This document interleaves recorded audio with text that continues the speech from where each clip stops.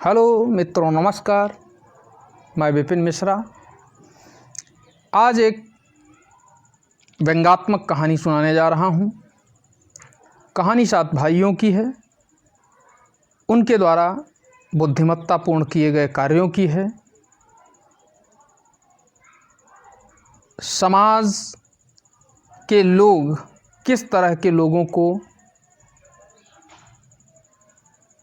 कितनी जल्दी एक्सेप्ट कर लेते हैं, उसके बारे में भी बताना है। दोस्तों, एक गांव है और उस गांव में ढेर सारे लोग रहते हैं। उन्हीं लोगों में से एक परिवार है जिस परिवार में 7 भाई रहते हैं। 7 भाई एक से बढ़कर एक बुद्धिमान हैं। गांव के लोग भी उनकी बात मानते हैं। वह लोग अक्सर उनसे अपनी समस्या का समाधान पूछने आते हैं। एक बार गांव में नमक की कमी पड़ गई। अब समस्या यह थी कि नमक की कमी पड़ी है तो भोजन में स्वाद नहीं रह गया, और जब भोजन में स्वाद नहीं रह गया तो व्यक्ति खाएगा कैसे? पेट भरने के लिए भी नहीं खा पा रहा है। ऐसी स्थिति में सारे गांव वाले इकट्ठे हुए और उन्होंने आकर के बुद्धिमान भाइयों से मदद मांगी। उनसे कहा कि हे बुद्धिमान भाइयों, आप जैसा बुद्धिमान इस पूरे गांव में कोई नहीं है। यदि आप इस नमक की कमी में, जो नमक का अकाल पड़ा है, उसमें यदि आप हमारी मदद करें तो शायद हम नमक की कमी को पूरा कर सकें। बुद्धिमान भाइयों ने कहा, आप चिंता मत करें, जब तक मैं हूँ आपको नमक की कोई कमी नहीं होगी। मैं आज ही शहर जाता हूँ और शहर जाने के बाद वहाँ से नमक का बीज लाता हूँ। हमारे सारे खेतों में नमक बोया जाएगा और इतना नमक होगा कि हमको दशकों तक नमक खरीदना नहीं पड़ेगा। गांव वाले बुद्धिमान भाइयों की बात सुनकर अत्यंत ही उत्साहित हो गए और उन्होंने कहा कि आप जैसे जब तक बुद्धिमान लोग हमारे समाज में हैं, हमारा कोई भी बुरा नहीं कर सकता, चाहे वह प्रकृति ही क्यों न हो। अगला दिन हुआ, बुद्धिमान भाई शहर के लिए निकले और शहर पहुंचकर उन्होंने प्रत्येक किसान के लिए एक एक बोरी नमक खरीदा। और नमक खरीदने के बाद वह आए, गांव पहुँचे। गांव वालों से कहा कि भाई एक एक बोरी सारे लोग नमक ले लीजिए और इस नमक की बुआई कर दीजिए। नमक की बुआई करने से नमक का प्रोडक्शन होगा, और जब नमक का प्रोडक्शन होगा तो उस नमक से हम लोग इस कमी को पूरा कर लेंगे। स्थिति बदलती गई। सारे लोग अपने हल, बैल, फावड़ा, कुदाल सब लेकर के दौड़े। सब परिवार अपने अपने खेतों पर एक एक बोरी लेकर के गए और सारे खेतों में नमक की बुआई हो गई। नमक की बुआई होने के बाद फिर सब इकट्ठा हुए और कहने लगे कि यह कब तक फसल तैयार हो जाएगी। बुद्धिमान भाइयों ने कहा, आप चिंता ना करें, 2 महीने के अंदर ही यह फसल लहलहाने लगेगी। सारे लोगों ने 2 महीने तक इंतज़ार किया, लेकिन फसल खेत में कहीं दिखाई नहीं पड़ रही थी। अब उनके लिए यह चिंता का विषय था। उन्होंने जाकर के फिर से बुद्धिमान भाइयों से कहा कि भैया नमक तो जमा ही नहीं। बुद्धिमान भाइयों ने कहा, धैर्य रखो, विपत्ति काल में धैर्य ही हमारा सबसे बड़ा अस्त्र होता है और इस अस्त्र के द्वारा ही हम इस विकट संकट पर विजय प्राप्त करेंगे। बहुत जल्द से जल्द नमक की फसल उगने वाली है। ठंड का मौसम शुरू हो चुका था। ओस तेज़ी के साथ गिर रही थी। वो लोग खेतों के लिए जाने को तैयार हुए। बुद्धिमान भाई सबसे पहले निकले और खेतों पर पहुंचते ही उन्होंने आवाज़ लगाई, नमक उग आया है। लेकिन उन्हें भी अचंभा हुआ कि प्रत्येक खेत में चारों तरफ केवल नमक की छोटी छोटी बूंदें दिखाई दे रही हैं, जो इतनी चमकीली हैं कि सूरज की किरण उन पर यदि पड़ेगी तो वह भी परावर्तित हो जाएगी। जब तक गांव वाले नमक की खुदाई के लिए तैयार होते, तब तक सूरज निकलने लगा था।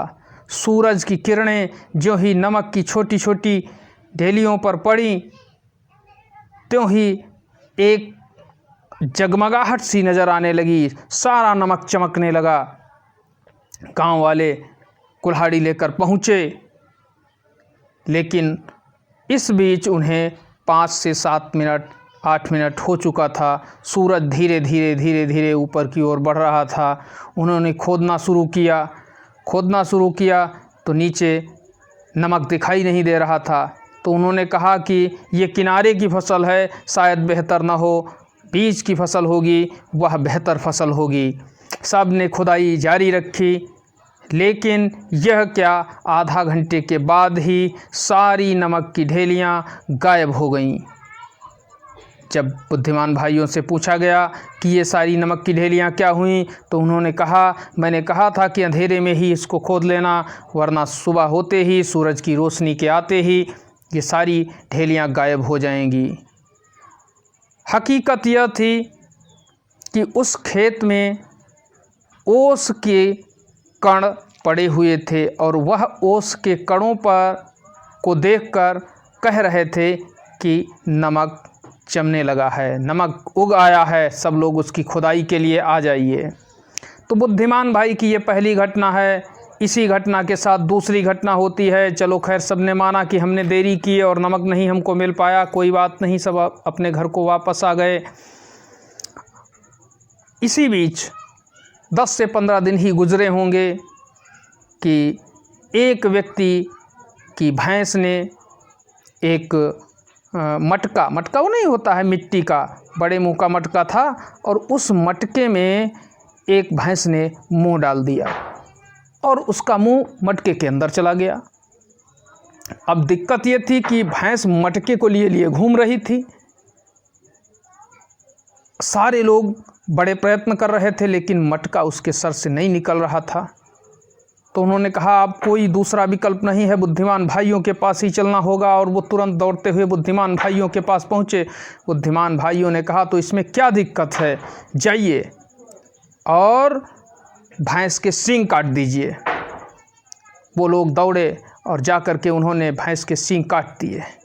लेकिन जो ही भैंस के सींग काटे उन्होंने, त्यों ही भैंस तो परेशान होने लगी, लेकिन घड़ा नहीं निकला। जब घड़ा नहीं निकला तो उन्होंने फिर आकर के बुद्धिमान भाइयों से कहा कि भैया, वो घड़ा नहीं निकल रहा है। अरे कहा, तो क्या थोड़ी सी भी बुद्धि नहीं है, जाओ और किसी हथौड़े से घड़े को फोड़ दो। सारे लोग गए और हथौड़े से घड़े को फोड़ा। घड़ा टूट गया और वह उसकी गर्दन से बाहर हो गया, लेकिन उसके सींग गिर चुके थे। सारे लोग प्रसन्न थे कि बुद्धिमान भाई ने हमें सलाह दी, उनकी सलाह के कारण ही हम इस भैंस को बचा पाए, इस घड़े को निकाल पाए, नहीं तो बड़ी दिक्कत हो जाती, भैंस भी मर सकती थी। खैर, ये तो दूसरी घटना थी। इसी बीच एक अगली घटना भी होती है, और ये घटना ऐसी घटना थी कि इस घटना ने बुद्धिमान भाइयों को उस गांव से सदा सदा के लिए विदा कर दिया। घटना क्या थी? रात्रि में सोने के समय सारे लोग जा रहे थे भोजन करने के बाद। तो 7 भाई भी एक साथ भोजन करने के बाद अपने सातों बिस्तरों पर जा रहे थे।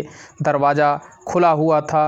उन्होंने सोचा कि दरवाज़ा बंद कर दिया जाए। तो एक ने दूसरे से कहा दरवाज़ा बंद कर दो, दूसरे ने तीसरे से कहा दरवाज़ा बंद कर दो, तीसरे ने चौथे से कहा दरवाज़ा बंद कर दो, चौथे ने पाँचवें से कहा, पाँचवें ने छठे से कहा। इसी तरह सब ने एक दूसरे से कहा, लेकिन दरवाज़ा बंद करने कोई नहीं गया। जब दरवाज़ा बंद करने कोई नहीं गया तो सारे लोग उठकर बैठ गए और विचार विमर्श किया और कहा कि ऐसे नहीं काम चलेगा, एक व्यक्ति को कार्य नहीं दिया जा सकता। इस कार्य को पूरा करने के लिए हम सारे लोगों को प्रयत्न करना होगा।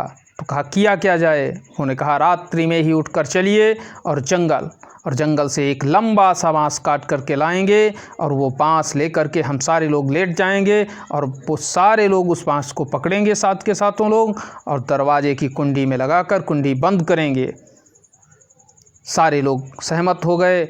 रात्रि में जंगल गए, जंगल से एक लंबा सा बाँस काट कर लेकर के आए और उसके बाद फिर जाकर अपने बिस्तर पर लेट गए। बिस्तर पर लेटने के बाद सब ने उस बाँस को पकड़कर बिस्तर पर लेटे लेटे ही दरवाजे को बंद किया। लेकिन बाँस काटने में इतना समय लग गया था कि दरवाज़ा बंद होता उससे पहले सुबह होने वाली थी। दरवाज़ा तो बंद हो गया लेकिन तब तक सुबह हो चुकी थी और बुद्धिमान भाइयों को उठना पड़ा। उठ कर के वह बाहर निकले ही थे, क्योंकि हाथ मुँह धोया नहीं था, नित्य क्रिया भी नहीं की थी। तभी सारे लोग एकत्रित हुए और उन्होंने कहा कि बुद्धिमान भाई, हम पर एक और संकट आ गया है। उन्होंने कहा संकट बताइए। तो कहा सभा बुलाई जाए। तो भाई तुरंत सभा बुलाई गई और सभा बुलाई गई। सभा में बुद्धिमान भाई बैठे हुए थे, एक के हाथ में बंदूक थी। लेकिन तभी एक उड़ती हुई मक्खी आई और वह सबसे बड़े बुद्धिमान भाई की नाक पर बैठ गई। सबसे बड़े बुद्धिमान भाई ने बंदूक वाले भाई को इशारा किया, कहा लगा निशाना, और उसने मक्खी का निशाना लगाया और ज्यों ही फायर की, मक्खी तो उड़ गई लेकिन बड़ा भाई गिर गया। मक्खी भी इस तरह के कार्य कर रही थी कि वह उड़कर दूसरे भाई की नाक पर बैठ गई। दूसरे भाई ने कहा कि ये क्या, मेरी नाक पर लगा निशाना। दूसरे भाई की भी नाक पर निशाना लगाया गया, मक्खी उड़कर तीसरे की नाक पर बैठ गई। इसी तरह वह मक्खी उड़कर कभी इसकी नाक पर कभी उसकी नाक पर, सातों भाइयों की नाक पर बैठने लगी। 6 भाई तो ईश्वर को प्यारे हो चुके थे। 7वें भाई की जब नाक पर बैठी, जिसके हाथ में बंदूक थी, तो उसने सोचा कि अच्छा 6 का मारी कि अब हमारी नाक पर बैठे हो, अब की बार निशाना आ चुकी है। और उसने तुरंत ही अपनी नाक पर बैठी मक्खी पर निशाना लगाया और ट्रिगर दगा दिया। ट्रिगर दबते ही फायर की आवाज़ हुई और जिसके हाथ में बंदूक थी वह भाई भी गिर गया। उसके सर से खून निकल रहा था। सारे लोग चिल्लाने लगे कि ये क्या हो गया, क्या हो गया, क्या हो गया। लेकिन कुछ लोग उसमें से जो सभा के अंदर बैठे हुए थे वो बताने लगे कि एक मक्खी ने हमारे 7 भाइयों की जान ले ली और वह 7 भाई अब इस दुनिया में नहीं हैं। अब हम अपनी सलाह किसके पास लेकर जाएं, किससे लेंगे, अपनी समस्या का समाधान कहाँ कराएंगे, कौन हमारी मदद के लिए एकत्रित होगा। लेकिन उनके इस विलाप के बाद भी वह 7 बुद्धिमान भाई दोबारा वापस आने वाले नहीं थे। मित्रों, इसी के साथ इस कहानी का समापन होता है। मेरे चैनल को सब्सक्राइब करें। नमस्कार, धन्यवाद, जय हिंद, जय भारत।